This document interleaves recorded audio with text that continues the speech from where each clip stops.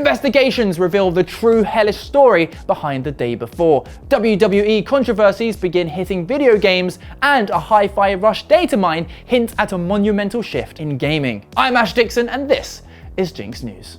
The day before was one of the most mysteriously bad releases of last year, and now we finally have an explanation to what the hell happened. Since its clown fiesta of a release and subsequent implosion, two German outlets, GameStar and Game2, have been investigating away, trying to get to the bottom of what actually happened behind the scenes. Was it all a money-making scam? Was it a cover for some kind of fraud? Well, they did their research and spoke to at least 16 former employees of the studio and 7 employees of its publisher, Mytona. And from the looks of it, it was a malicious mix of incompetence and exploitation. According to those people, the game had humble beginnings. A team of 10 were told they were working on a survival game with a wintry aesthetic and cartoonish visuals. Led by the Kotovtsev brothers, it was meant to be a small-scale project with a short story. But the brothers proved to lack any direction, leadership skills, or apparently sanity. They would throw wild changes at the developers and chase trends for whatever game they liked at the time,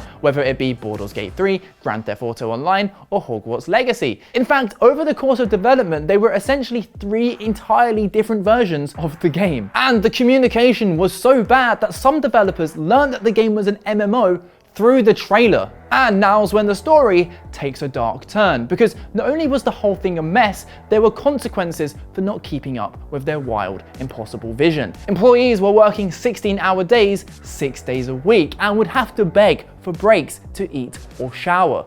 Worse yet, apparently 2 people were fined for small errors. Yeah, they were asked to pay $1,930 themselves for turning in what the brothers called low-quality voice recordings. Now, you might be thinking, that's wild. Why would anyone take that? The sad reality is the Kotovtsev brothers specifically recruited people from remote parts of Russia, people desperate to break into the industry, but with little connections or opportunities. And here they arrived with the promise of a AAA survival game. Hopefully, those devs are now off to greener pastures. Bringing it to the present day, and the brothers have essentially gone MIA, though these revelations do explain the weird statement they put out a week ago, absolving themselves of any responsibility and basically calling YouTubers the devil for lying about their game. Well, let me join that list. Kotovtsev brothers, your game is a load of shit, and so are the both of you. The WWE is going through a pretty turbulent time right now. Ex-CEO Vince McMahon has stepped down after some pretty reprehensible allegations from a former employee, and you know what, I'm not going to go into it right now because it's all rather gross and you can get all the details elsewhere. But he's not the only one who's in trouble. The lawsuit also refers to a former UFC and WWE champion. And the only person who fits that description is one Brock Edward Lesnar, one of the biggest WWE superstars of this millennium. He was the poster boy of the company for years, and while he's dipped in and out of the scene, he still remains one of WWE's best and most popular performers. Well, he was pulled from last weekend's Royal Rumble, and it looks like that's just the start, as players are reporting that he's been removed from a popular mobile game, WWE Supercard, a sort of top Trumpsy card game. According to wrestling site PW Insider, he's going to be downplayed as much as possible going forward by 2K games and other potential WWE related titles. WWE 2K24's release date is in just over a month and has over 200 superstars set to be on its roster. Up until last week, Lesnar was still part of that list, but with these new developments, there's every chance that he's jettisoned like the disgusting pig that he is. Allegedly. The sad reality is, none of this surprises me. I know people with ties to the wrestling scene here, and I've heard through the grapevine that a worrying proportion of wrestlers are terrified about potential allegations coming to light. Also, it's not exactly reassuring when this kind of behavior seems to be coming right from the top of the WWE. Hopefully, all of this just discourages certain men in the future from being predators. Rant over. But what do you think? Will we see Brock Lesnar in a game again? Do hit us up with your incredibly civil and courteous internet insights. We finally have evidence that Microsoft is about to end first-party exclusives. Last year, Xbox didn't have many. The main ones they screamed and shouted about were Redfall and Starfield, and combining the two, you probably had the equivalent of half a PlayStation game. But Microsoft's saving grace was Hi-Fi Rush, the slick rhythm-based hack and slash that just oozed with style. Well, last week the developers released a seemingly insignificant little update, but thanks to a few sneaky data miners, there seems to be something rather interesting hidden under the hood. You see, the patch included some first anniversary t-shirts, and they were available to people dependent on which platform they owned the game. Xbox, Steam, or the Epic Game Store all had their own t-shirts, but there were two more hidden away. One is red with the text "Rock Out Anywhere," while the other is blue with the words "I'm here, baby." And it doesn't take a rocket scientist to work out that these must be for potential Switch and PlayStation ports.